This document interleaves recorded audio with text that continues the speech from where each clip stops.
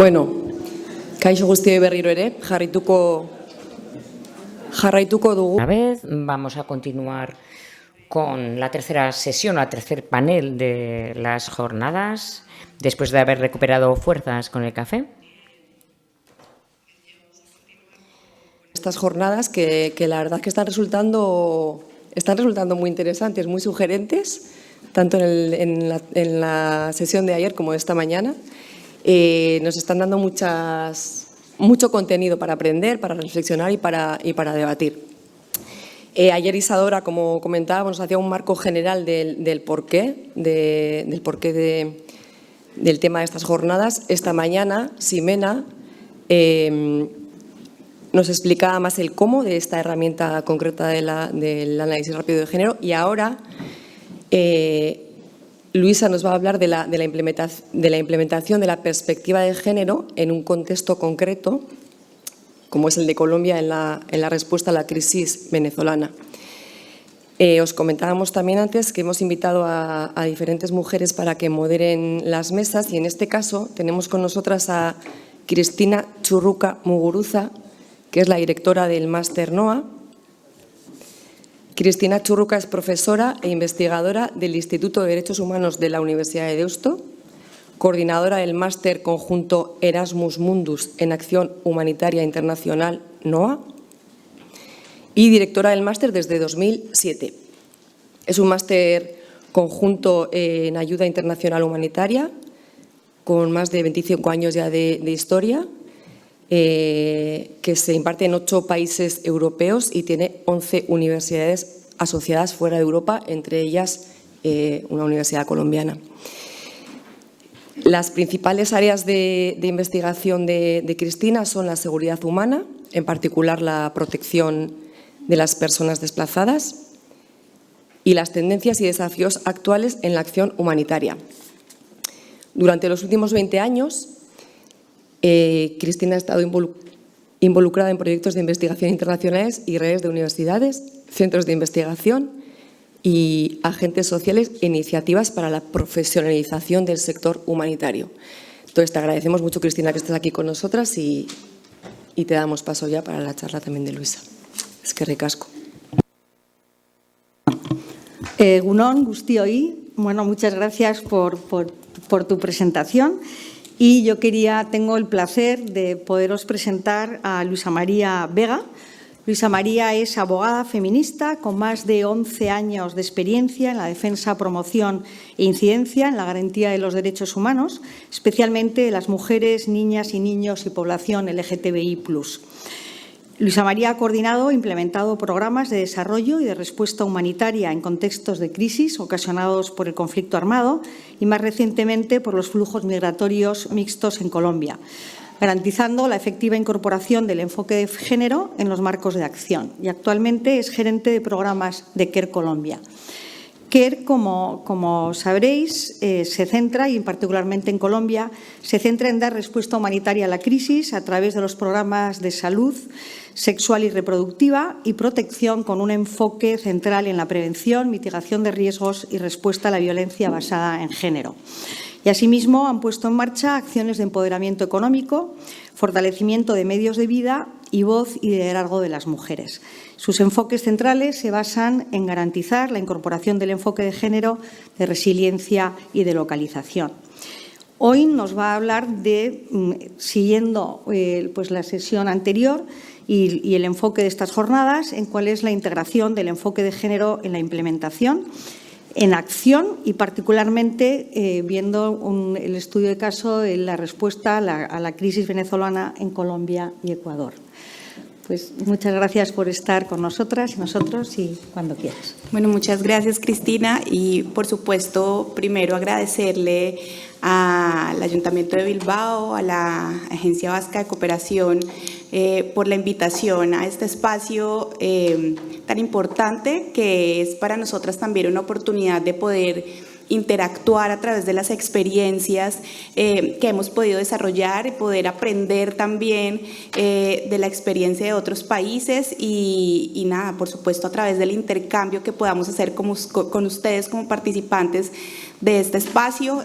Como les mencionaba Cristina, un poco mi rol de hoy, y me encanta que haya sido así porque hemos podido venir hilando la conversación de cómo partimos de la base de una herramienta maravillosa para el ejercicio de integración del enfoque de género en la respuesta humanitaria, cómo esta puede interactuar en la práctica con otras herramientas que ya Jimena en su presentación anunció, y cómo tiene un impacto directo en la implementación de lo que hacemos en la respuesta a la crisis venezolana en Colombia. Entonces, básicamente, y para hilar un poco la conversación en este bloque, vamos a tener como 3 segmentos de conversación. Un primer segmento un poco retomando la situación humanitaria en Colombia para poder ubicarnos de en qué contexto estamos dando la respuesta y cómo el contexto colombiano, bastante particular por la interacción también que existe o el traslape de crisis, de vulnerabilidades que existen, también nos demanda ejercicios de adaptación y de innovación en el proceso de integración del enfoque de género. Un segundo momento en donde vamos a hablar ahora sí de qué significa integrar el enfoque de género en los procesos de implementación de acciones, y al final un pequeño caso, ejemplo de cómo esto que hemos conversado se traduce en una respuesta concreta a la crisis migratoria venezolana en la frontera sur colombiana con Ecuador, y bueno, contarles un poco de qué ha significado implementar esas herramientas en una acción concreta. Entonces, vamos a empezar, por supuesto, por la situación humanitaria en Colombia. Como ustedes saben, bueno, Colombia es un país de un poco más de 50 millones de personas, en donde hemos pasado por distintas etapas de lo que ha sido más de 50 años de un conflicto armado con digamos, algunos momentos de esperanza para el país a partir de la firma del acuerdo de paz, pero como todos y todas saben, con muchos retos en su ejercicio de implementación. Menos del 35% del acuerdo de paz se ha implementado en este momento en el país, así que nos encontramos en un escenario con por lo menos más de 11 millones de personas afectadas por situaciones asociadas a crisis humanitarias, 7,7 millones de personas con necesidades asociadas a los impactos de las crisis humanitarias, un poco más de 2,9 millones de personas con necesidades críticas asociadas a los impactos generados por las crisis humanitarias. En este momento Colombia es un país que sigue siendo afectado por conflictos armados no internacionales, y de acuerdo con el Comité Internacional de la Cruz Roja, en el 2022 persisten por lo menos 6 conflictos armados no internacionales en el país, en donde tenemos una diversidad de actores, por ejemplo, el Ejército de Liberación Nacional, el ELN, las autodefensas gaitanistas de Colombia, y ustedes pudieron ver que hace algunas semanas las autodefensas gaitanistas de Colombia pusieron en jaque 11 departamentos del país como consecuencia de un paro armado. Y para que hagamos un poco la dimensión, Colombia es un país que tiene 32 departamentos, o sea, es decir, casi que el 50% del país estuvo bloqueado por un paro armado ocasionado por este grupo que está asociado, digamos, a dinámicas del narcotráfico y a grupos residuales de lo que fueron en su momento también los grupos paramilitares. Y en este momento hemos venido también identificando procesos de aumento bastante graves, más del 300% de personas que han sido víctimas de desplazamiento forzado. Solamente en el 2021 fueron registradas 73.974 personas a partir de desplazamientos masivos en las regiones del país, y 65.000, un poco más de 65.000 personas víctimas de confinamiento como una consecuencia del control por parte de los actores armados. Y esta es una emergencia que se traslapa con la crisis ocasionada por los flujos migratorios mixtos de personas provenientes de Venezuela. Colombia es uno de los países de América del Sur principales receptores de población migrante venezolana. Desde el 2014 y hasta más o menos agosto del 2021 teníamos en Colombia un aproximado de 1.8 1.842.390 personas venezolanas que han avanzado, digamos, en su proceso de regularización como producto de las medidas que ha tomado el gobierno colombiano a través del Estatuto Temporal de Protección Personal, y en ese sentido también ha habido un aumento de la vocación de permanencia. Sin embargo, y como lo mencionaba Mireia, hemos podido también responder a un contexto bastante particular de la población migrante que camina, de la población migrante que está en tránsito, que pasa por Colombia y que sigue para otros países como Chile u otros países más del sur del continente, y en este sentido lo que implica dar una respuesta en un contexto que es diferenciado, con unas necesidades bastante particulares y que requiere rapidez. Y aquí básicamente solo para mencionar unas necesidades particulares que nos permiten también ubicarnos un poco en la conversación que vamos a tener, y es por lo menos 3,9 millones de mujeres que presentan necesidades derivadas de la violencia basada en género, de las afectaciones del conflicto armado y de los impactos que ha generado la pandemia por el COVID-19 en el país, 2,2 millones de familias que solamente pueden comer 2 veces al día, y por lo menos 5,8 millones de personas que viven en territorios controlados por algún actor armado asociado al conflicto colombiano. Y nuevamente, para retomar, creo que lo hemos venido conversando con suficiencia, pero en todo caso es importante volver a hablar de por qué el género importa en la implementación de respuestas a emergencias humanitarias. Básicamente, y como lo hemos venido mencionando también con suficiente evidencia, las crisis generan impactos diferenciados en mujeres, hombres, niñas, niños y población con orientaciones sexuales e identidades de género diversas. Las violencias basadas en género son anteriores a las crisis, claro que sí, pero se pueden exacerbar, se pueden agudizar en los contextos de crisis, e incluso pueden durar cuando avancemos en procesos de recuperación. Aquí recuerdo mucho el concepto, por ejemplo, de las mujeres que han sido sobrevivientes de violencias en el marco del conflicto armado, y es cómo pensarnos una reparación que sea transformadora. El concepto de reparación pasa por pensar que yo quiero volver al estado anterior, es decir, restablecer el derecho al estado anterior del momento en el que ocurrió la victimización, pero para las mujeres ese no es un concepto válido, porque es que también vivían violencias antes del conflicto. Y en ese sentido, ¿cómo pensarnos entonces que la reparación tiene que ir mucho más allá de volver a un estado anterior, justamente por lo que significa la violencia basada en género en los distintos contextos?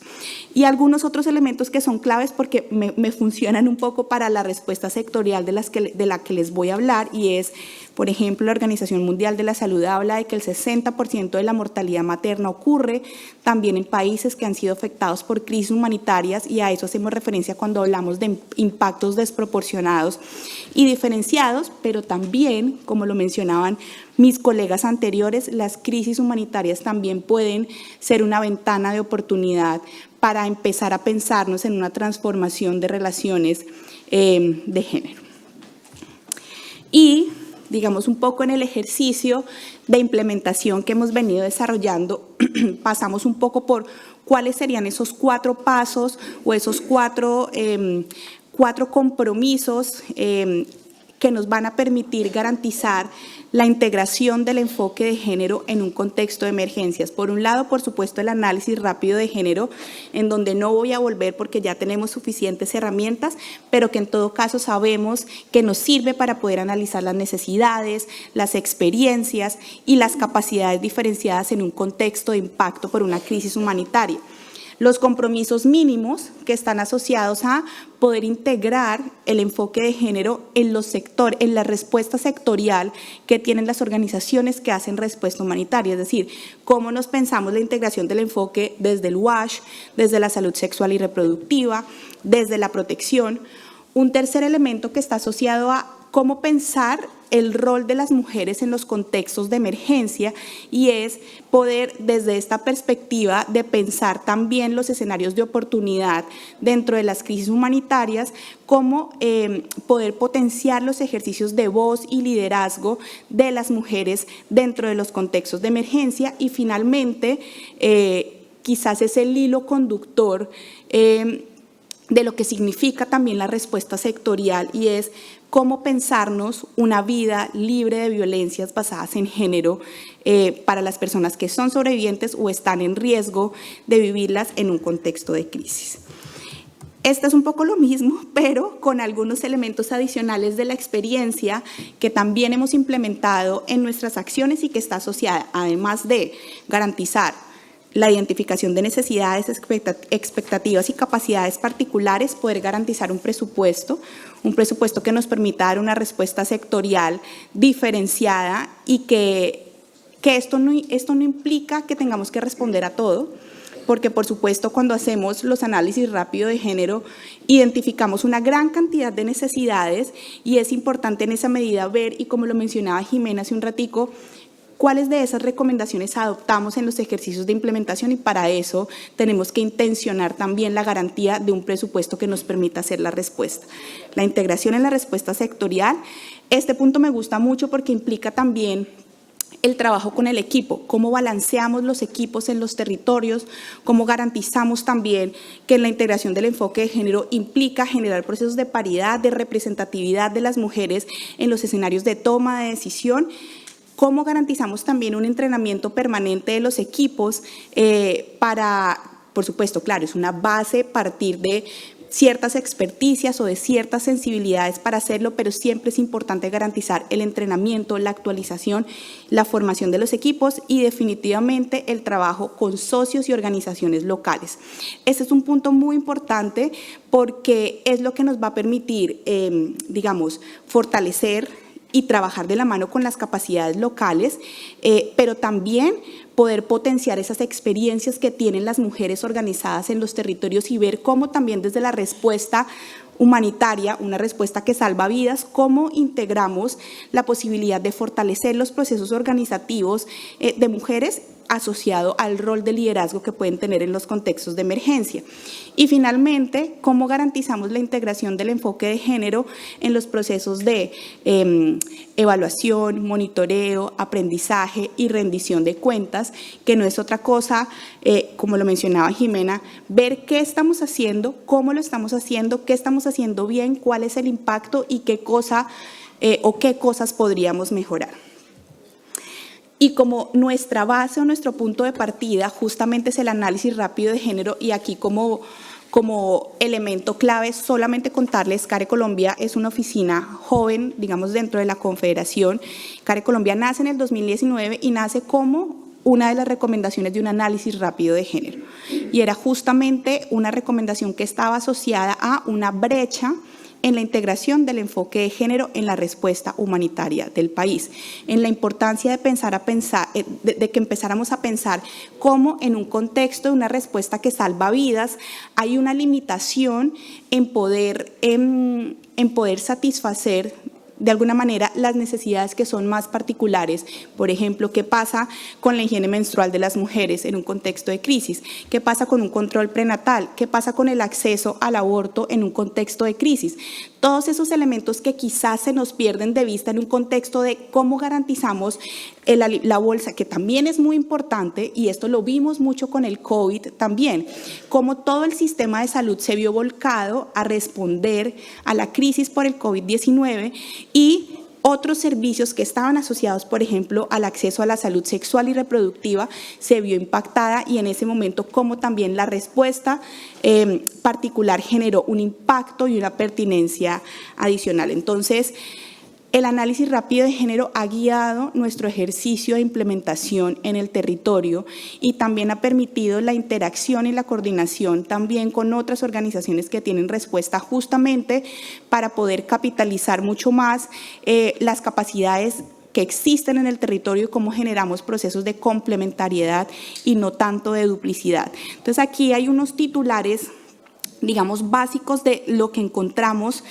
o de los hallazgos de este análisis rápido de género, que fue un análisis rápido de género regional, justamente para entender cómo la crisis migratoria venezolana estaba generando impactos en Colombia, en Venezuela, en Ecuador y en Perú, y de alguna medida poder recoger elementos para direccionar la programación de la respuesta dentro de los países. Entonces, por un lado, el sexo transaccional como uno de los principales mecanismos de acceso a ingresos para las mujeres migrantes venezolanas que no están regularizadas dentro de los países, un aumento de la violencia contra las defensoras de derechos humanos de las mujeres, y perdón porque yo sé que estoy hablando muy rápido, ¿no? Bien, sí. Porque de pronto no me doy cuenta.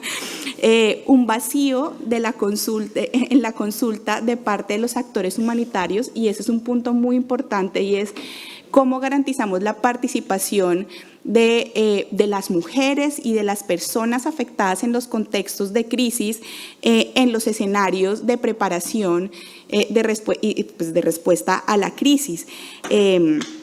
Pero también quise justamente poner este pedazo porque hace parte también de lo que conversábamos esta semana, de cómo las crisis también cambian las dinámicas y los roles de género, y particularmente en la crisis venezolana vimos que muchos hombres venezolanos migraban solos, salían del país, y esto implicaba unos cambios en los roles, por supuesto una carga adicional para las mujeres que asumían el cuidado, porque tenían que asumir ahora el rol de proveedoras, pero eso implicó un aumento en la toma de decisiones dentro de los hogares, una capacidad de poder, digamos, tomar decisiones sobre lo que ocurría dentro del hogar, entonces ver también cómo esas interacciones se presentan dentro de los contextos de las crisis. ¿Cómo garantizamos la integración entonces del enfoque de género después de estos pasos que les he venido mencionando? Y ahora sí vamos a concentrarnos en la respuesta sectorial. Si ustedes se dan cuenta, el género en emergencias está en el centro, y estoy hablando específicamente de lo que ha sido la experiencia nuestra como organización en el territorio, desde la experiencia de la respuesta que hacemos como organización, y por supuesto el género en emergencias es el eje de todo lo que hacemos y es el hilo conductor de cada uno de los sectores que abordamos. Por un lado, la salud sexual y reproductiva, la protección desde las violencias basadas en género, el empoderamiento económico y personal y la integración social. Quizás la integración social no la tocaré tanto en la conversación, pero bueno, seguramente saldrán elementos que son importantes. Vale, listo. Entonces, este bloque es más el cómo lo hacemos. ¿Qué acciones estamos desarrollando en concreto dentro de la respuesta sectorial para garantizar que el enfoque de género esté ahí presente? Y es básicamente entender cuáles son esas necesidades particulares de las que hablábamos hace un ratico. Entonces, tenemos 5 áreas de abordaje a partir de la salud sexual y reproductiva para garantizar que esos impactos diferenciados puedan estar abordados. Por un lado, hacemos una respuesta directa, es decir, implementamos directamente acciones de garantía, servicios de salud sexual y reproductiva, y esto implica el acceso a la anticoncepción, el acceso al tratamiento de enfermedades de transmisión sexual, implica los controles prenatales, el acceso a la interrupción voluntaria del embarazo, y esto lo hacemos a través de proveedores de servicios de salud. Pero adicionalmente, no podemos pensar en que vamos a sustituir al Estado en una respuesta que debería dar el Estado, y en ese sentido por eso también trabajamos en fortalecer las vías de derivación, es decir, cómo el Estado también se responsabiliza a través del fortalecimiento de las capacidades del sistema público en salud para garantizar que en efecto cuando la respuesta nuestra, que sea complementaria, salga, pues quede una capacidad instalada en el territorio. Adicionalmente, hablamos también de la importancia de la promoción de los derechos sexuales y reproductivos, y esto implica la vinculación de hombres, de jóvenes, de mujeres, en pensar cómo también de la mano, y este es un reto que siempre tenemos presente, pero que me parece maravilloso, y es cómo nos pensamos en una respuesta que salva vidas de la mano, y especialmente el enfoque de género nos demanda esto, cómo garantizamos que de forma paralela vamos trabajando en la transformación de estructuras, en la transformación de normas sociales, en la transformación de capacidades, de imaginarios y de prácticas que son fundamentales para garantizar el entendimiento de por qué es pertinente hablar de esto en un contexto de crisis humanitaria, y esto pasa por difundir información pertinente, pero también sensibilizar, trabajar con instituciones, vincular a la comunidad, a líderes y lideresas de la comunidad, y por supuesto también pensarnos en la integralidad de la respuesta, es decir, cómo garantizamos la entrega de kits que de forma complementaria pueden de alguna manera ampliar un poco la perspectiva de la respuesta en los territorios. Y aquí hemos tenido muy buenas prácticas en el ejercicio de poder entregar kits como asistencia acompañado de prestación de servicios, de procesos de sensibilización, y es la interacción con las mujeres. Un poco los estándares mínimos para la integración de la violencia de género en la respuesta humanitaria habla de la importancia de siempre consultar a las mujeres. Siempre nos ha funcionado que antes de iniciar un proceso de atención hacemos grupos focales con mujeres que han participado o con mujeres que tienen necesidades para ver qué es pertinente, cómo lo podemos hacer y cuál es la mejor manera de que los kits sean una respuesta complementaria, pero sobre todo pertinente en el ejercicio. El segundo sector de respuesta es protección, y la protección para nosotros se ha centrado en los ejercicios de prevención, mitigación de riesgos y respuesta a la violencia basada en género. ¿Cómo lo hacemos? Pues un poco la prevención a partir de los procesos de sensibilización, difusión de información, trabajo con la comunidad, campañas de comunicación. La respuesta a la violencia basada en género, que es donde me quiero concentrar, hace parte de un ejercicio de escalamiento de modelos.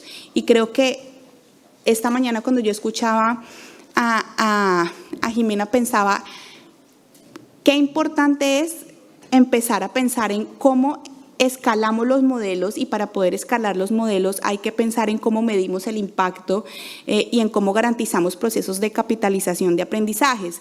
Y el modelo de respuesta a la violencia basada en género es un modelo que se empieza a implementar en Ecuador y que escala Colombia, y en este momento está muy fuerte en Centroamérica, y es como a través de la gestión de casos de violencias basadas en género, una gestión de casos que implica un acompañamiento psicosocial, un acompañamiento jurídico, pero con un elemento adicional, que es lo que hace que la gestión de casos sea de alguna manera novedosa, pero también que nos permite ver un poco más allá, y es la integración de una modalidad de intervención que muy seguramente ustedes conocen, y es la entrega de asistencia en efectivo o el cash.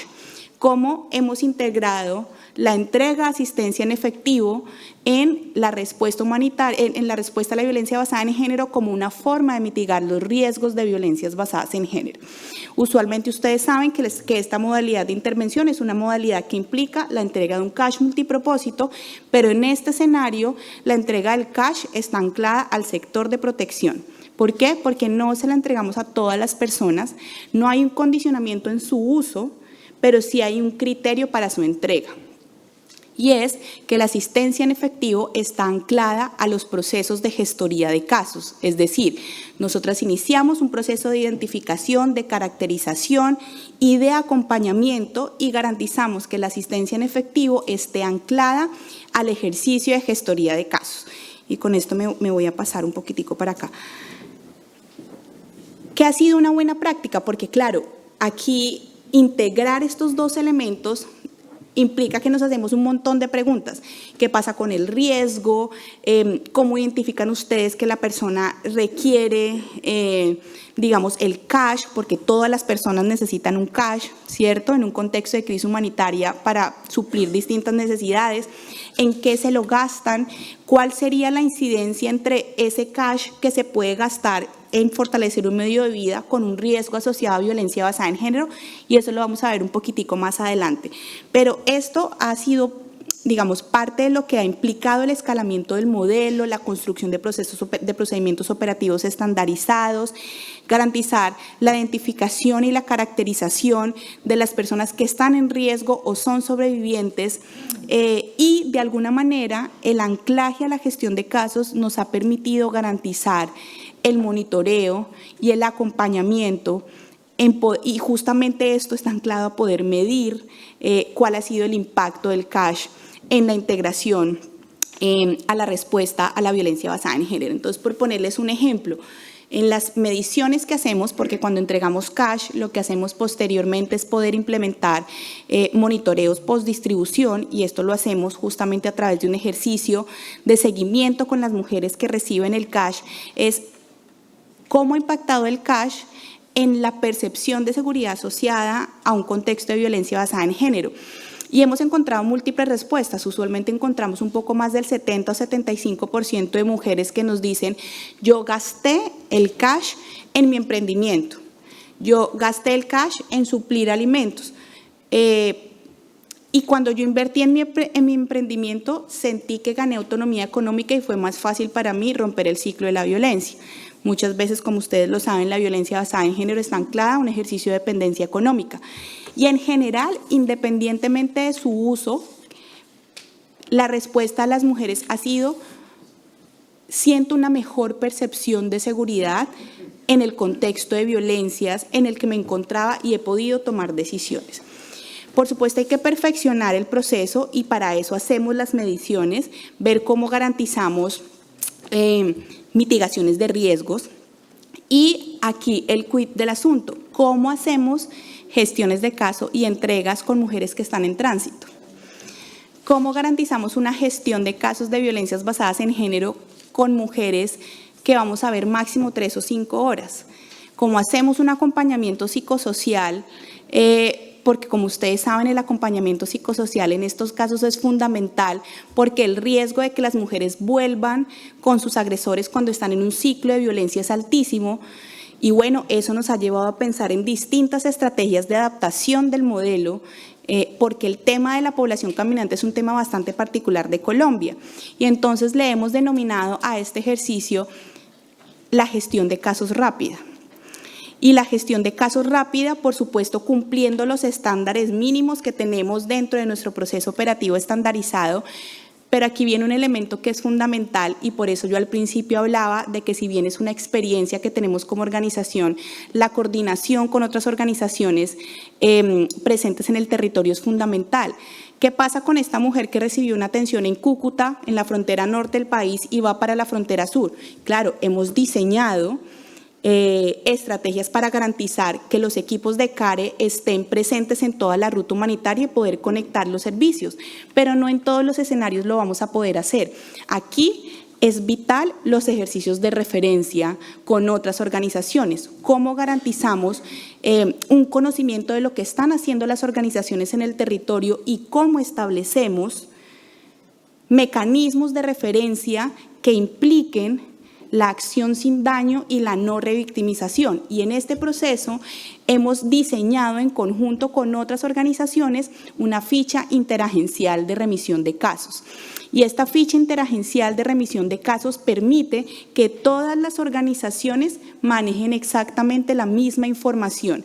Y es la misma información que requerimos para hacer una gestoría de casos. Y en ese sentido garantizamos entonces que las mujeres o las personas en riesgo no van a tener que volver a contar su historia si la atendió el UNFPA o si la atendió NRC. El tercer sector está asociado al empoderamiento personal y económico. Y el empoderamiento personal y económico pasa, y específicamente esta respuesta sectorial ha sido maravillosa para nosotros porque nos ha traído muchísimos aprendizajes, y es cómo empezamos a garantizar dentro de una respuesta que salva vidas la interacción con el enfoque de nexo. Y la interacción con el enfoque de nexo que nos permite pensarnos en soluciones durables, que nos permite pensarnos soluciones más a largo plazo y cómo el enfoque de género entra también a interactuar en este escenario. Entonces, en este sector de respuesta hemos podido trabajar procesos de recuperación de medios de vida, de establecimiento de medios de vida, y hemos implementado una de las metodologías y de las estrategias que tiene CARE, que se llama Mujeres Líderes en Emergencia, que ustedes lo veían al principio y hace parte de uno de nuestros compromisos de cómo integrar el enfoque de género en la respuesta. E integrar Mujeres Líderes en Emergencia de la mano del empoderamiento económico ha sido el escalamiento del modelo.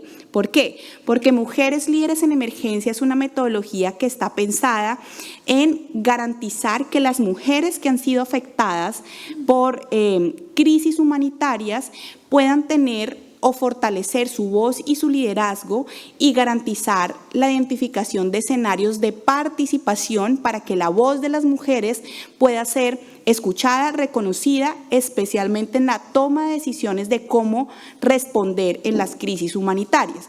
Y entonces aquí tenemos como una interacción de lo que serían las fases asociadas a cómo reflexionamos, cómo analizamos, cómo co-creamos, cómo actuamos y cómo aprendemos del ejercicio de interacción entre mujeres que han tenido impactos asociados a las crisis. Y para esto ha sido fundamental el análisis rápido de género y el análisis rápido de género de poder. Esta es un poco la interacción del análisis rápido de género, que es una herramienta con mujeres líderes en emergencia que nos permite identificar el nivel de liderazgo de las mujeres en los contextos de crisis humanitarias. Entonces, el análisis rápido de género de poder nos permite identificar espacios formales e informales en donde las mujeres estén liderando, cuál es la influencia en las decisiones a partir de la voz de las mujeres en los planes de respuesta humanitaria, qué obstáculos se enfrentan para la participación, cuál es la oportunidad o cuáles son esos espacios que presentan oportunidades para que las mujeres puedan participar y cuáles podrían ser esas acciones para mitigar los obstáculos en el territorio. Entonces aquí tenemos un pequeño ejemplo de lo que arrojó el análisis rápido de género de poder en la zona en donde empezamos a implementar mujeres líderes en emergencia.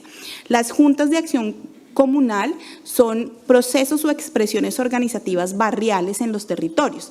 Entonces, ¿qué encontramos? Encontramos, por ejemplo, que si bien estamos hablando de paridad en los procesos de representación, históricamente las mujeres en las expresiones organizativas que han existido históricamente han tenido un rol mucho más de ser las secretarias, las que toman las notas en las reuniones, porque existe la percepción de que el rol o la labor de las mujeres está más asociada a acciones de apoyo y no de liderazgo. También identificamos que cuando las mujeres asumen los roles de dirección, de decisión dentro de estas expresiones organizativas, en todo caso siguen siendo los hombres los que toman las decisiones. Y es básicamente, digamos, quizás un escenario un poco más formal, pero no real en la acción de tomar en cuenta la voz de las mujeres. Impulsan los hombres el trabajo de las mujeres dentro de los escenarios de representación, pero como una forma también de desconocer los sistemas de cuidado, es decir, consideran que tienen más tiempo, entonces, porque hay una noción de que las mujeres, como no tienen un trabajo formal y asumimos que los sistemas de cuidado no aportan al aparato productivo cuando sabemos que son fundamentales para sostener las economías del mundo, entonces pensamos que las mujeres tienen más tiempo porque están asumiendo un rol de cuidado que implica una carga menor, es decir, hay una noción equivocada de lo que significa que las mujeres puedan participar en los escenarios de liderazgo. Y una cosa bastante particular también, y es que en el contexto en donde aplicamos el análisis rápido de género de poder, no existieron o no fueron visibles liderazgos de la población LGBTIQ+. Entonces, a partir de este ejercicio, Mujeres Líderes en Emergencia permite conducir las acciones para garantizar que las mujeres puedan tener escenarios o potenciar más bien los escenarios de participación de las mujeres. Y cuando yo les decía que anclamos la interacción entre lo económico y lo personal, es justamente por un escalamiento del modelo que sale del análisis rápido de género, y es, las mujeres dicen, claro, necesitamos escenarios de participación, pero también necesitamos medios de vida. También necesitamos un empoderamiento desde la perspectiva económica para poder tomar decisiones sobre nuestros proyectos de vida, porque así va a ser muy complejo que podamos satisfacer las necesidades cuando somos mujeres migrantes que no estamos regularizadas en un territorio. Entonces, en este escenario, el análisis rápido de género y Mujeres Líderes en Emergencia nos ha permitido interactuar procesos asociados a fortalecimiento de emprendimientos, fortalecimiento de capacidades técnicas para los emprendimientos, educación financiera, con un ejercicio fuerte de empoderamiento personal, político y que garantiza la participación en los territorios. Entonces, esta es un poco parte de lo que ha significado implementar la estrategia en el territorio. Por ejemplo, el 98% de las mujeres considera que el proceso aportó para favorecer la toma de decisiones en espacios de liderazgo. Es decir, hay una alta favorabilidad en la percepción de las mujeres de reconocerse como lideresas en los entornos comunitarios, organizativos, familiares. Y aquí este testimonio que me parece hermoso de la mujer que dice: ahora soy una líder en mi barrio y soy una líder en mi casa. En todos los escenarios en donde el rol de las mujeres es fundamental, y en donde pueden sentir que a partir de este ejercicio de capitalización pueden tener una voz mucho más potente. El 46% de las participantes mencionó que se sienten mucho más reconocidas como líderes dentro de sus comunidades. Y esto es, si yo pienso que soy líder, porque ahora puedo ayudar a mi asociación, a mi comunidad, y a veces existe la percepción de que son solo los hombres, pero no, es decir, hay un reconocimiento en el trabajo de las mujeres en los procesos de liderazgo. Y este sector en especial nos ha permitido integrar la respuesta desde protección y desde salud sexual y reproductiva con una lógica de soluciones durables. ¿Por qué? Porque los grupos de mujeres en el marco de Mujeres Líderes en Emergencia construyen sus planes de acción también en relación con la prevención de violencias basadas en género, con garantizar el acceso a la salud sexual y reproductiva, y en ese sentido toman un rol también preponderante y de liderazgo dentro de la respuesta sectorial de la crisis humanitaria. En los procesos de monitoreo, evaluación, aprendizaje y rendición de cuentas, a partir de un enfoque de género, tenemos unos principios que están asociados un poco a lo que conversábamos esta mañana: cómo garantizamos que los procesos de monitoreo, de evaluación, de rendición de cuentas y de aprendizaje haya un entendimiento de que es la comunidad la dueña del conocimiento y de la información que recogemos también en estos procesos. Cómo garantizamos que hay una comprensión en estos procesos de transformación, una comprensión positiva o no, y eso es importante tenerlo en cuenta. Es decir, ¿qué pasa cuando yo llego a una comunidad a hablar de igualdad de género en un contexto de crisis humanitaria? Puedo tener una comprensión, una apropiación positiva o no, y ver cómo podemos dar respuesta también en ese escenario donde la contribución no necesariamente tiene que ser o puede ser bien vista por todas las personas de la comunidad. Dar prioridad a la implementación de métodos que transfieren, digamos, bueno, aquí está mencionado como poder, pero yo lo veo más es como un ejercicio de trabajo conjunto con las comunidades. Un poco el entendimiento de por qué se presentan los cambios y cómo de la mano de la co-creación con la comunidad nos pensamos cuáles son esos factores que generan los cambios. Y por supuesto, garantizar que los procesos de monitoreo, evaluación y aprendizajes cuenten con los recursos, el presupuesto, porque pensarnos en escalar modelos, pensarnos en garantizar la integración de los enfoques, pues requiere justamente de analizar cómo lo estamos haciendo, qué cosas hacemos bien o no y cómo podemos medir el impacto.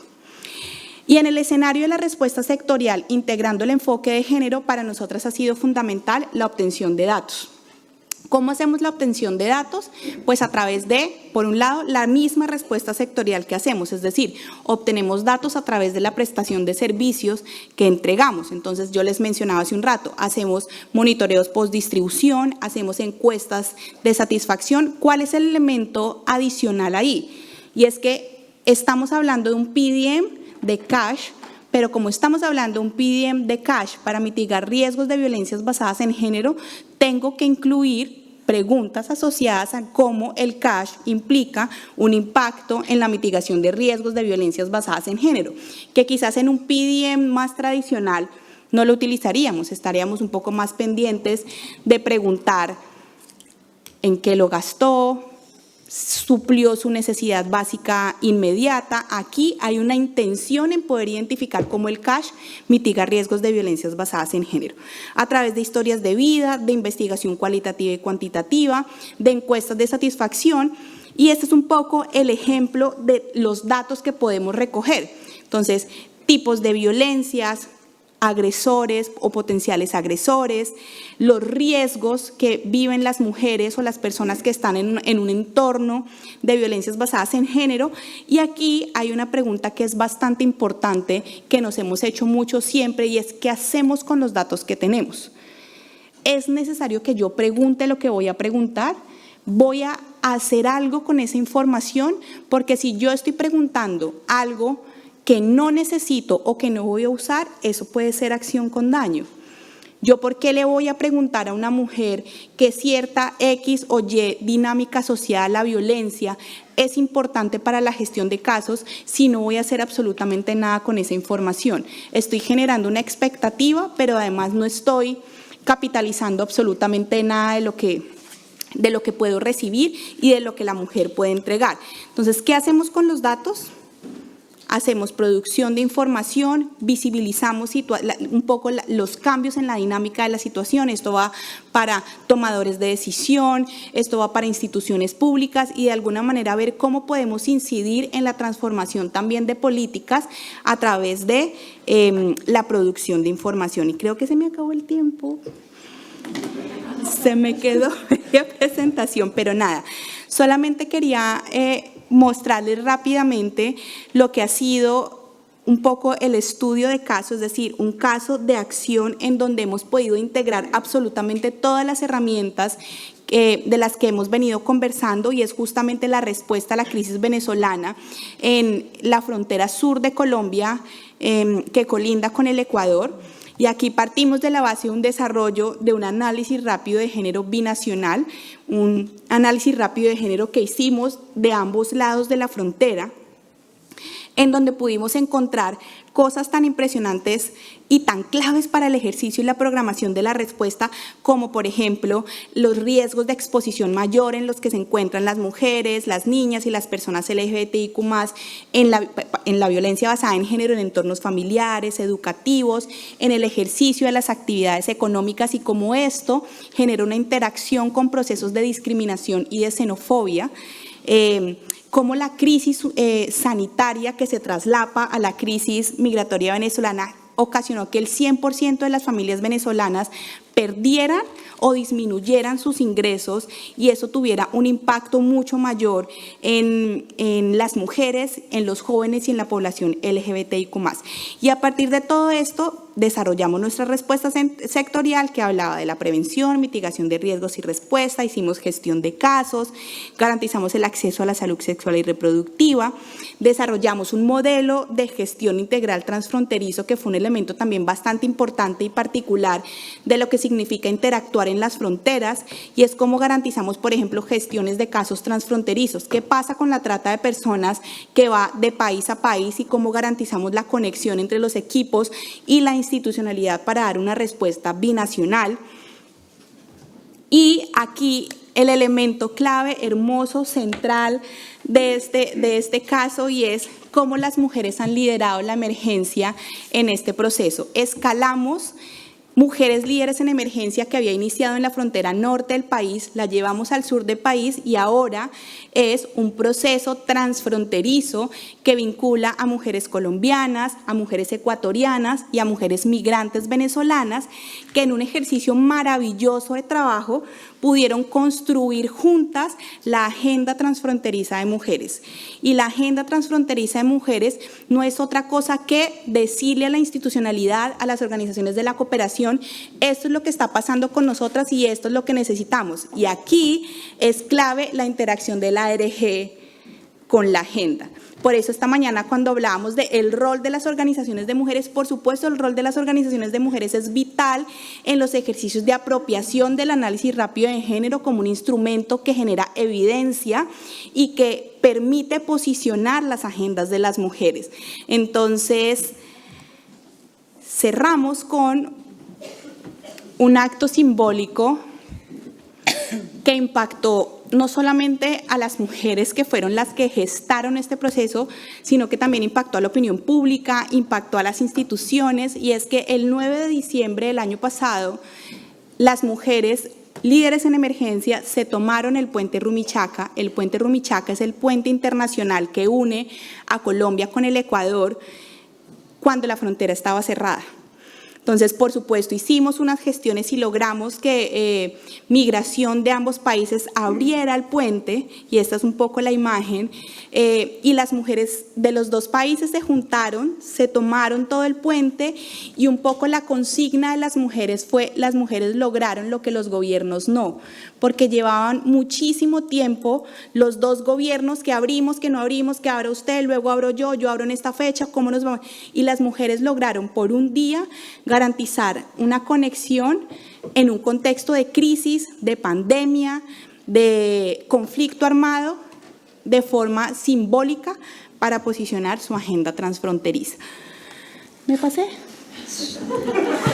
Solo 3 minutos. Llevo aquí haciendo un control del tiempo que me ha pedido. Hemos dicho máximo 50, 53, está muy bien. Ah, bueno. Tenemos ahora tiempo. No me alcanzó el tiempo para el video.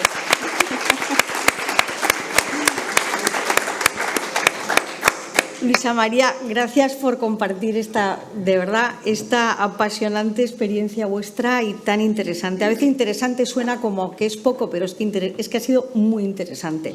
Y yo he aprendido realmente una barbaridad. Aprovecho para dar las gracias a la Agencia Vasca, que soy una maleducada, no lo he hecho al principio, porque agradezco mucho que me hayáis invitado a participar, porque para mí es una manera de aprender sobre lo que estáis haciendo en terreno y poder luego transmitirlo.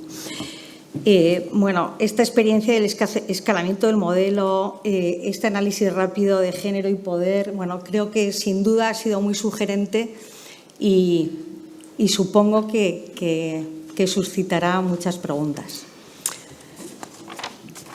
Ahí tenemos una. Hola, buenos días. Soy Mónica de Asamblea de Cooperación por la Paz.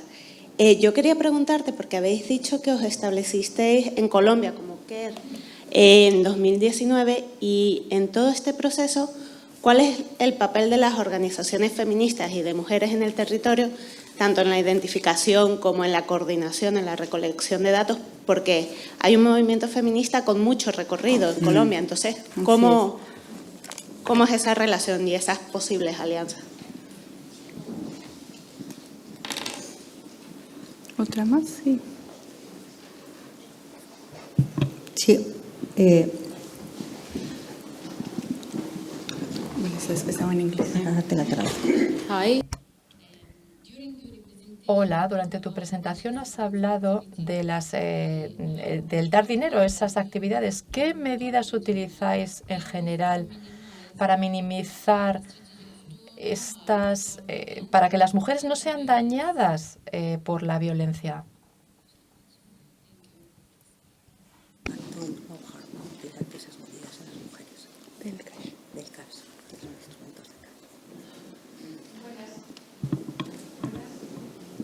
Sí. Buenas. Voy a transmitir varias preguntas que han llegado vía streaming, ¿no? Y agradecemos también a la gente que nos está viendo y que participe activamente, ¿no? Una de ellas ha sido de Yanira Rodríguez. Igual contesta las dos anteriores para si no... Sí. Vale. Bueno, frente al rol de las organizaciones feministas, por supuesto, tienes absolutamente toda la razón. Colombia tiene un movimiento social de mujeres y un movimiento feminista bastante fuerte, organizado, con una agenda clarísima de trabajo. Estamos justamente en ese proceso de poder escalar la recolección, la forma en cómo recolectamos la información, por ejemplo, la herramienta del análisis rápido de género, que ha sido vital en la interacción con las organizaciones, cómo vinculamos y podemos mejorar en la vinculación de organizaciones de mujeres que quizás pueden tener una mayor trayectoria, porque si ustedes se dan cuenta, la implementación que hemos hecho hasta el momento han sido con mujeres de organizaciones más pequeñas, de organizaciones más locales, mujeres que incluso no están organizadas, para poder potenciar los ejercicios Y estamos justamente en proceso de escalar cómo todo esto lo podemos vincular con estructuras mucho más amplias, con plataformas organizadas de mujeres, y cómo el análisis rápido de género, por ejemplo, se puede convertir también en un ejercicio de herramienta de la evidencia que potencie los ejercicios de incidencia de las organizaciones a través del posicionamiento, digamos, de sus agendas. Y en este momento, cuando estamos pensando en ampliar nuestra perspectiva de trabajo vinculando la construcción de paz, creo que tenemos distintos frentes en donde vamos a poder interactuar de la mano de las organizaciones para este ejercicio, de las plataformas de mujeres rurales, cuando estamos hablando de seguridad alimentaria, cambio climático, justicia económica. Entonces, claro que sí, esto hace parte, digamos, de nuestros ejercicios de mapeo, de diálogo, para poder escalar la herramienta y trabajar mucho más con estructuras formales organizadas de mujeres. Y bueno, la segunda pregunta que está asociada a las medidas de mitigación. Este es un punto muy importante que justamente nos ha llevado a pensarnos cómo el modelo de gestión de casos de violencias basadas en género, que además es un modelo que tiene un enfoque centrado en las personas sobrevivientes, y esto implica justamente la flexibilidad y la adaptación de las herramientas, de los mecanismos y de los procedimientos justamente para mitigar esos riesgos, que implica que yo le entregue a la mujer el cash en este lugar o de esta manera, que implica que yo haga el acompañamiento en la comunidad o que la mujer vaya al lugar en donde yo estoy. Digamos que las medidas que nosotras hemos implementado han estado muy asociadas a construir un plan de acción de caso que vincule las necesidades particulares de cada mujer. Si bien tenemos un proceso operativo, un procedimiento operativo estandarizado que tiene los mínimos para garantizar una gestión de casos, el enfoque centrado en la sobreviviente y el principio de acción sin daño nos lleva a pensar que este es un protocolo que se tiene que flexibilizar y responder a las necesidades particulares de las mujeres. Entonces, hemos encontrado distintas formas, por ejemplo, mujeres que nos dicen, no, yo el cash lo voy a utilizar para irme de la casa. Y voy a encontrarme con mi hijo que está en Pasto, en la frontera sur, y ella está en la frontera norte. ¿Cómo generamos un proceso de acompañamiento y de garantía de salida segura de su casa para poder entregar el cash y que no genere la entrega del efectivo una situación que la pueda poner en un riesgo adicional? Entonces creo que, digamos, que poder adaptar los protocolos y los planes de caso a las necesidades y realidades particulares de las mujeres es lo que nos ha permitido garantizar la mitigación de los riesgos, y en ese escenario es fundamental también el acompañamiento y el seguimiento de los casos. Es decir, yo entregué el cash y ¿qué pasó? ¿Cómo está la mujer en este momento? Esto ha generado un nuevo entorno de situación de riesgo de violencia.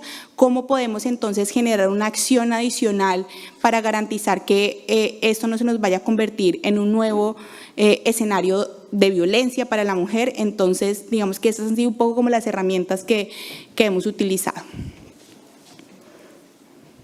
Gracias. Igual las preguntas de streaming.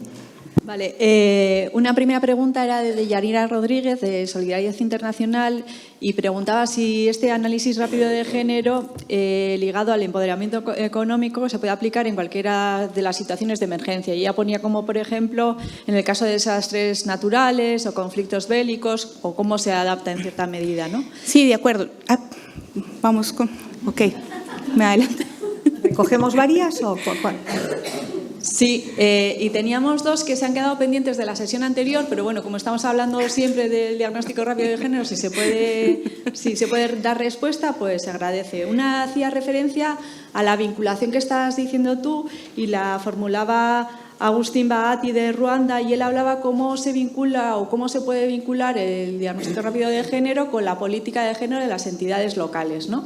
Entonces, bueno, pues si hay algunas pistas o algunos elementos clave que pudieran ayudar, ¿no? Y la otra la hacía Jean Jacques de Pax Christi Uvira, de la República Democrática del Congo, y él hablaba de la situación de cosificación de las mujeres, ¿no?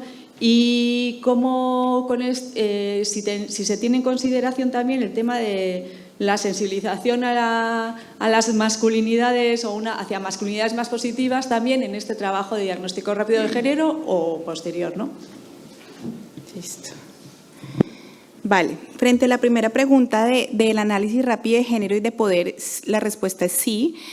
Como lo explicaba Isadora y lo explicaba Jimena, la herramienta del análisis rápido de género está justamente diseñada para poder responder a los contextos de crisis y específicamente que es un análisis rápido de género de poder, lo que busca justamente es poder analizar cuál es la incidencia del rol de las mujeres en los contextos de crisis, es decir, si es un contexto por desastres naturales, pensar cuáles son esos escenarios de participación y de toma de decisiones para la preparación de la respuesta en donde las mujeres pueden incidir, en donde las mujeres pueden tener un rol de liderazgo en la toma de decisiones, es decir, la importancia de poder identificar cuáles son esos hallazgos, ¿cierto?, de la mano de identificar los espacios y las barreras para poder incidir en esos espacios. Entonces, el ARG es una herramienta completamente pertinente para responder a cualquier escenario de crisis con unas particularidades justamente a partir de las características propias del análisis rápido de género, pero que justamente implica poder analizar un poco o ver más allá las estructuras para la toma de decisiones también es completamente pertinente en la lógica de poder intencionar. O sea, yo creo que ahí lo importante es poder pensar para qué estamos haciendo un análisis rápido de género de poder. ¿Por qué lo queremos hacer? Es decir, tenemos la herramienta del análisis rápido de género que nos permite identificar cuáles son los impactos y emitir unas recomendaciones. ¿Por qué queremos hacer un análisis rápido de género de poder? ¿Cuáles son esos escenarios en donde vamos a identificar las oportunidades de participación de las mujeres? Entonces, creo que la pregunta sería un poquito más al revés y es pensar cuál sería la intencionalidad de poder hacer un ARG garantizando que en efecto esto tenga un impacto en que las estructuras organizadas o no organizadas de las mujeres puedan tener una incidencia un poco mayor en los escenarios de toma de decisiones.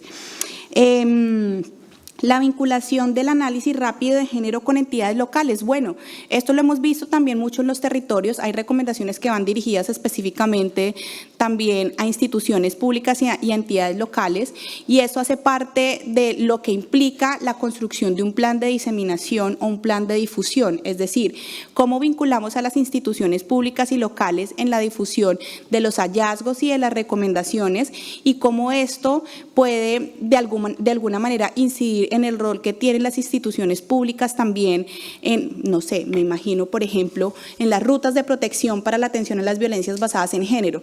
¿Qué puede hacer una Secretaría de Desarrollo Social dentro de una alcaldía en un municipio con datos que dicen que las mujeres están enfrentando barreras de acceso a justicia, por ejemplo? Claro, tiene toda y absolutamente la vinculación, es cómo garantizamos que en la construcción de los planes de difusión hay un enganche de las entidades y las instituciones públicas que tienen un rol fundamental en garantizar la respuesta en los contextos de crisis. Y el enganche de hombres y niños. Este es uno de los puntos fuertes que estamos en proceso de fortalecer, es decir, la mirada de masculinidades positivas, de masculinidades en cambio, que tienen un rol fundamental en los ejercicios de prevención de violencias basadas en género, pero también en la transformación de normas sociales, en la transformación de estructuras, y esto ha sido parte de la respuesta sectorial misma, cómo vinculamos a los hombres en procesos de fortalecimiento de capacidades, no desde la lógica necesariamente del potencial agresor, sino del rol positivo que pueden tener los hombres, los jóvenes y los niños en la transformación de esas estructuras y en la construcción de masculinidades en movimiento o en cambio. ¿Hay otra pregunta ahí?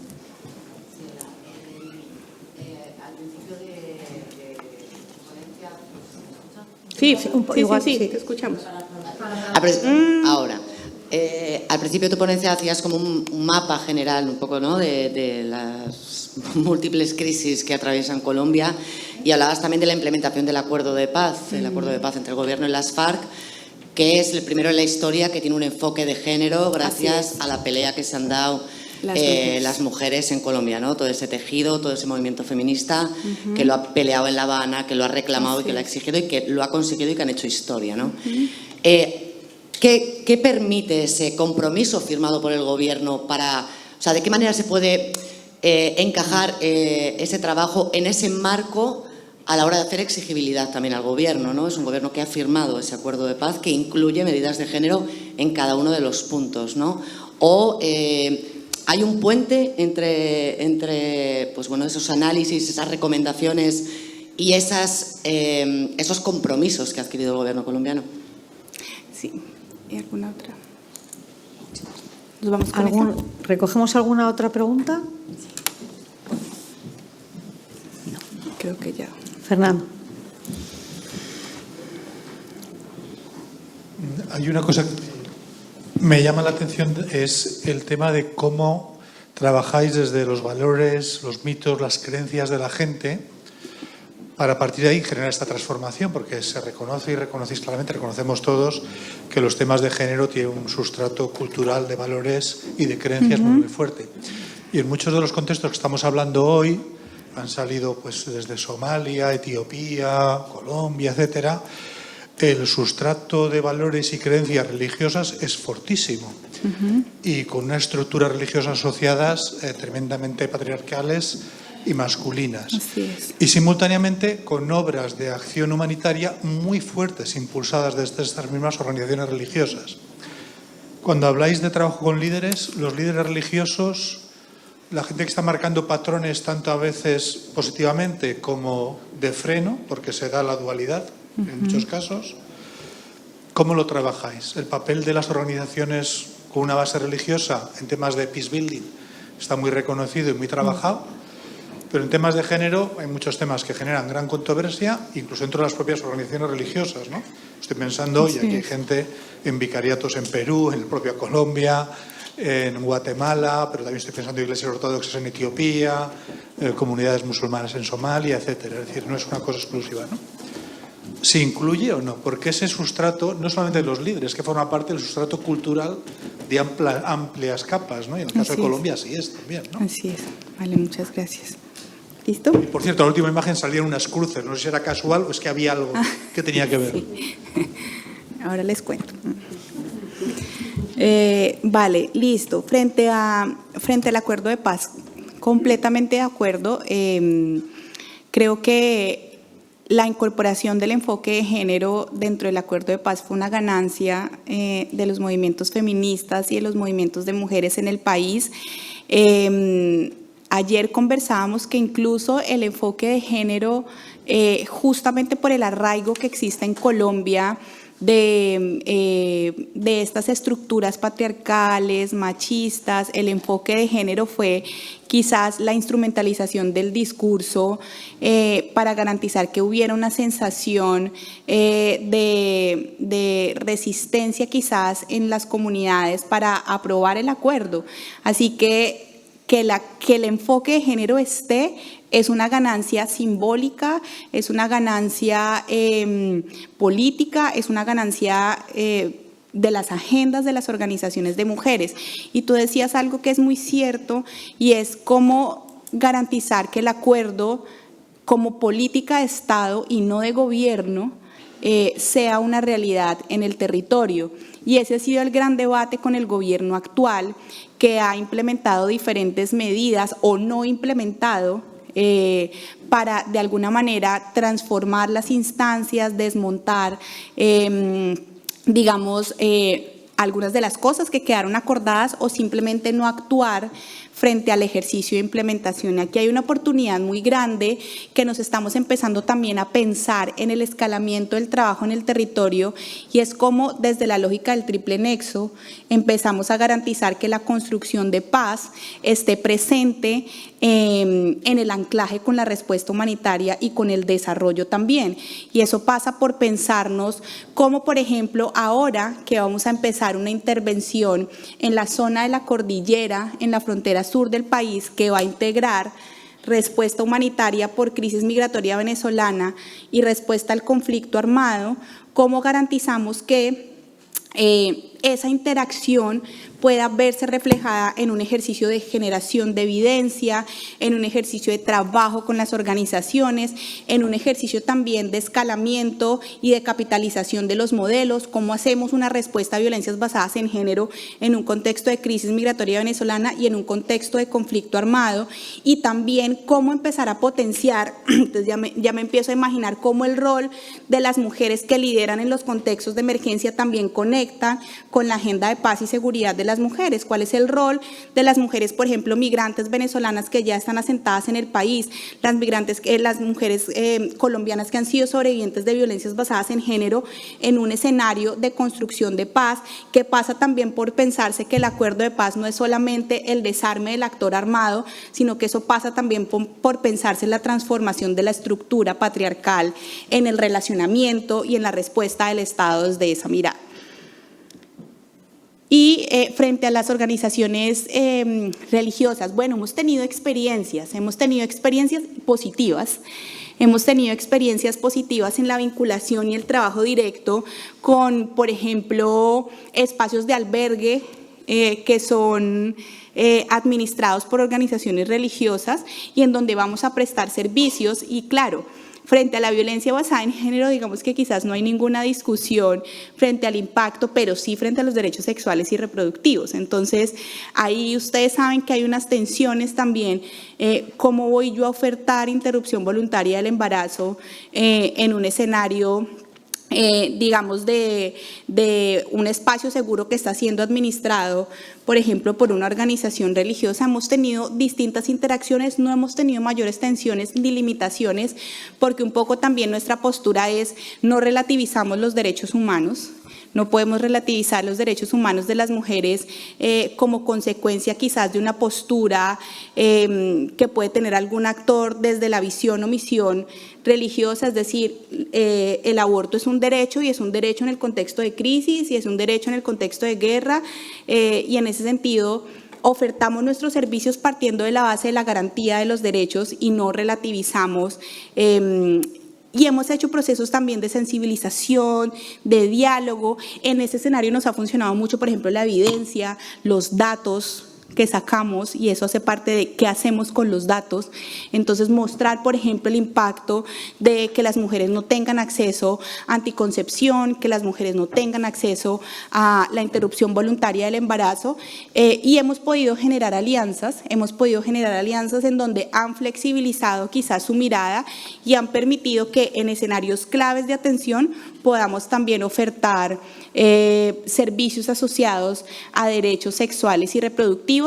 Y por supuesto no es una tarea acabada, por supuesto es una tarea que nos sigue demandando definitivamente procesos de interacción y de diálogo, pero siempre partiendo de la base de que no relativizamos los derechos humanos de las mujeres, sino todo lo contrario, los ponemos de presente para su garantía en los contextos de crisis humanitarias también. Luego tenemos otras experiencias ya más cercanas con Pastoral Social o con Cáritas, que tienen de pronto una visión distinta, digamos, del acompañamiento y la respuesta en las crisis, pero en escenarios mucho más locales, la capellanía, el capellán del barrio que abre las puertas y recibe a la población migrante, hemos podido avanzar en procesos de articulación y han sido experiencias positivas y buenas prácticas que nos han funcionado.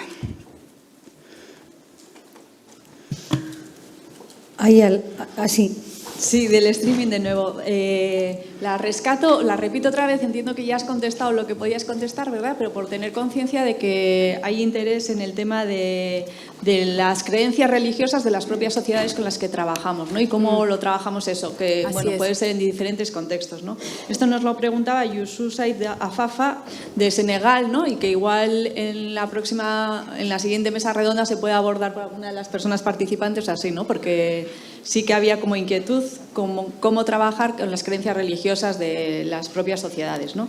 Y por otro lado, Gurutze Aizpurua de Mundu Bakean te agradecía la presentación, que le ha gustado mucho, y tenía dos preguntas más relacionadas con la intervención, ¿no? Ella le preguntaba, ¿la entrega de casa a mujeres víctimas de género, de violencia de género, se puede o debe llevar a cabo cuando las mujeres víctimas están en tránsito y no quieren quedarse en ese país? Y por otro lado, preguntaba sobre las personas LGTBI, si se tenían en cuenta también como perceptoras de programas de entrega de asistencia en efectivo para prevenir el riesgo de violencia basada en género. Así es, listo. Nada, voy a responder las tres rápidamente frente al tema de las creencias. ¿Tengo tiempo? Ah, vale, listo, entonces les puedo poner el video.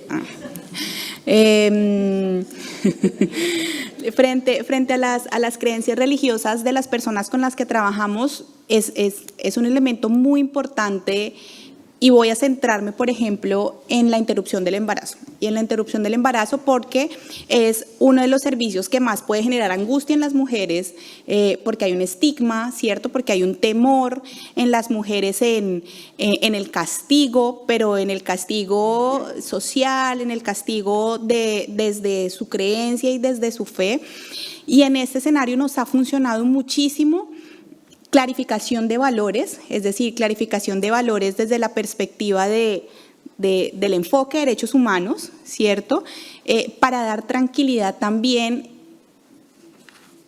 para la toma de decisiones informadas. Yo creo que en este escenario lo más importante es garantizar el derecho a decidir de las mujeres, pero sobre la base de información científica, de información que es veraz, pero también de información que es empática frente a sus sentimientos, sus emociones, sus miedos, sus preguntas. Entonces, desde la interacción en el acompañamiento del caso, que es mucho más personal, hasta los procesos de sensibilización que pueden ser más amplios, están intencionados justamente en poder recoger esos imaginarios, esas preguntas, y poder garantizar que las personas tomen decisiones informadas, y que vayan de la mano con la oportunidad de poder acceder, digamos, al servicio. Entonces, sí está muy presente siempre en las estrategias de adaptación, de construcción de metodologías, que tiene que ser una respuesta contextual, que tiene que ser una respuesta que esté o que tenga la mirada,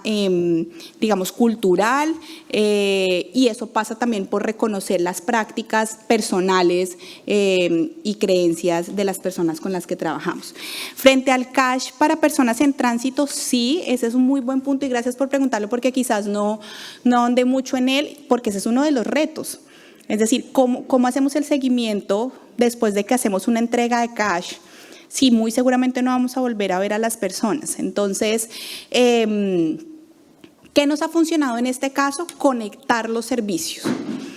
Y conectar los servicios con otros equipos nuestros que están en el territorio o con otras organizaciones. Es decir, siempre tenemos muy presente el mapeo de actores en la zona y la coordinación con otras organizaciones. Entonces, si yo entrego el cash, porque muy seguramente también hay personas que necesitan el cash para garantizar, no sé, una llegada segura, aunque tenemos también transporte humanitario, y eso es un punto que quizás no mencioné, es decir, poder garantizar que la persona que está en tránsito pueda de alguna manera mitigar los riesgos en la ruta de caminantes, unos riesgos de exposición grandísimos asociados a trata de personas, a explotación sexual, reclutamiento forzado y demás, a través de un transporte digno y seguro, para que ese cash pueda ser utilizado, digamos, como en otros escenarios que pueden mitigar riesgos asociados también a violencias basadas en género. Entonces, ¿cómo lo hemos hecho? Con nuestros equipos, es decir, si la persona sabemos que va para Pasto, que está en la frontera sur, o va para otra de las zonas en donde tenemos intervención, siempre hacemos conexión con los equipos para garantizar el seguimiento. Si no es con nosotros, lo hacemos con otra organización que tenga presencia en el territorio, pero nunca dejar a una persona que ha iniciado un proceso de gestión de casos, que ha recibido un cash, sin monitoreo o sin seguimiento.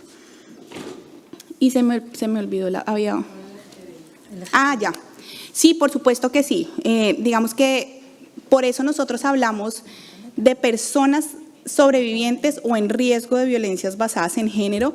Esto amplía la lógica de hacia quién va dirigidas los servicios de protección asociados a la gestión de casos y a la entrega de cash, y hemos tenido experiencias de acompañamiento de casos de violencias basadas en género en personas con orientaciones sexuales y identidades de género diversas, que además tienen una particularidad, y es que en esos escenarios hay una interacción del contexto de violencia con escenarios de discriminación y de xenofobia, y eso potencia los riesgos de protección, y en esa medida siempre nuestra respuesta está dirigida también en abordar las necesidades y en poder vincular a los procesos, por supuesto que sí, a las personas con orientaciones sexuales y identidades de género no hegemónicas. Gracias. ¿Hay alguna pregunta? Yo, si no, aprovecho que estoy aquí. El streaming está a tope. Yo creo que es una pregunta otra vez de Senegal, de Youssousaid, y él preguntaba cómo se transmite, o sea, después de analizar los datos, ¿no?, cómo esos se devuelven a la población y cómo se trabajan con las propias poblaciones, ¿no?, que viven y experimentan esas situaciones de conflicto, de crisis. Y Jean-Jacques de Paz-Cristi Uvira, del Congo, de la República Democrática del Congo, él plantea que, claro, estamos hablando de los derechos de la salud sexual y reproductiva, pero en algunos casos ni están ni se tienen en cuenta en el trabajo de acción humanitaria, ¿no? En el caso de campos de personas refugiadas o personas desplazadas, ¿no? Entonces planteaba él cómo la herramienta, ¿no?, puede integrar este tema, o si la herramienta integra o cómo lo integra, ¿no?, para que se tome conciencia de ello, ¿no? Vale, listo, súper. La primera pregunta, que está más asociada como a rendición de cuentas frente a los datos que encontramos especialmente en los análisis rápido de género. Esto es uno de los elementos que tenemos que perfeccionar en el ejercicio y es cómo hacemos una devolución de la información también con la comunidad, porque además eso pasa por generar procesos también de apropiación de la herramienta y de sus resultados. Sin embargo, tenemos una experiencia maravillosa que fue la que les conté hace un ratico en Ecuador, y es cómo los hallazgos y las recomendaciones del análisis rápido de género en un ejercicio de devolución con los procesos de mujeres en ambos lados de la frontera derivó también en un ejercicio de co-creación de una agenda transfronteriza, pero además de una agenda transfronteriza que yo creo que eso nos puede contribuir también en el paso 6 de la ARG, de cómo hacemos seguimiento a las recomendaciones, porque hay una interacción entre estos dos productos, y es las mujeres constituyeron comités de vigilancia. Entonces, constituyen comités de vigilancia para garantizar que lo que ellas están exigiendo en su agenda transfronteriza, que tiene una fuente de evidencia en el análisis rápido de género, se cumpla. Entonces, digamos que es una experiencia, una primera experiencia que tenemos de cómo devolvemos la información para que sea útil para las organizaciones o para los procesos de mujeres asociados a mujeres líderes en emergencia, que sin duda podemos empezar a escalar como una forma también de potenciar el uso del instrumento, pero también de rendición de cuentas en la información que adquirimos. ¿Me faltó otra? Sí. Bueno, los derechos sexuales y reproductivos, claro. Yo obviamente hablo desde la parcialidad de lo que significa las de ese sector, porque ha estado integrada en lo que hacemos. Es decir, entonces todos nuestros ejercicios han estado intencionados en posicionar la importancia de que los derechos sexuales y reproductivos estén siempre presentes en la acción humanitaria, y esto no es gratuito, es decir, hay evidencia de los análisis rápido de género regionales y locales que en los contextos de crisis los derechos sexuales y reproductivos no necesariamente corresponden con una respuesta que salva vidas de forma inmediata. Y en ese sentido no necesariamente hace parte de la programación inmediata que pueden tener las organizaciones que hacen respuesta humanitaria. Por eso un poco el ejercicio que hemos hecho a través de la recolección de datos, de las barreras de acceso que viven las mujeres cuando quieren acceder a servicios de anticoncepción, a servicios de control prenatal, especialmente en pandemia, ha sido fundamental para fortalecer también los ejercicios de rutas de referencia, de vías de derivación y de fortalecimiento de capacidades del sistema público en salud, pero también de la mano de otras organizaciones, es decir, cómo hemos también podido posicionar en los clústeres de salud, en las mesas intersectoriales, que los derechos sexuales y reproductivos, digamos, en escenarios de normalidad, son derechos que tienen muchas barreras para su ejercicio. Cuando una mujer se quiere hacer ligadura de trompas, haya crisis o no haya crisis, hay barrera, ¿Por qué? Porque ¿dónde está el permiso del esposo? Porque como si usted tiene 30 años, usted después se va a arrepentir, ¿verdad? Cuando las mujeres hayan crisis o no hayan crisis, van a escoger un método anticonceptivo, nunca les dicen cuál puede escoger, simplemente les dicen, este es el que usted necesita. ¿Cómo entonces, en un escenario de crisis, esto se potencia? ¿Por qué? Porque no es una prioridad en la atención. ¿Por qué? Porque hay barreras adicionales y la mujer no está regularizada. Entonces empezamos a encontrar una cantidad de elementos que empiezan a entrelazarse unos y otros, y hablando desde la parcialidad de la respuesta, porque obviamente hace parte de nuestra agenda, siempre está presente desde la intención de visibilizar información, barreras, datos y de los ejercicios de incidencia también y de coordinación que hacemos con las demás organizaciones. Gracias. Yo quería aprovechar que además un poco como cierre, ¿no? O sea, más allá de los derechos sexuales y reproductivos, creo que ha sido muy importante lo que ha señalado del papel de liderazgo de las mujeres, ¿no? Y cómo las crisis son escenarios de oportunidad para transformar, dar más participación a las mujeres, y no solo, como has dicho, que sean la presidenta de la Junta Comunal o de la comunidad, sino el hecho de tomar las decisiones, ¿no? Y en ese sentido, ¿cómo se puede trabajar, que has dicho, esa idea de nueva forma de trabajar, que es lo que es en realidad es el nexo, ¿no? Para hacia soluciones más sostenibles, más transformadoras? ¿Cuáles son para ti las claves y las reticencias, más allá de qué reticencias hay quizá por parte de otros actores, de donantes, para eso, o no las estáis encontrando? ¿Cómo? Vale. Bueno, yo creo que la localización aquí es fundamental, digamos, para pensarnos en escenarios de sostenibilidad del trabajo que hacemos. El enfoque de localización es clave porque es el trabajo con las capacidades locales. Y no es pensarnos que llegó la organización, pues hay una riqueza de trabajo de las comunidades, de las organizaciones de mujeres, de las expresiones de mujeres en los territorios.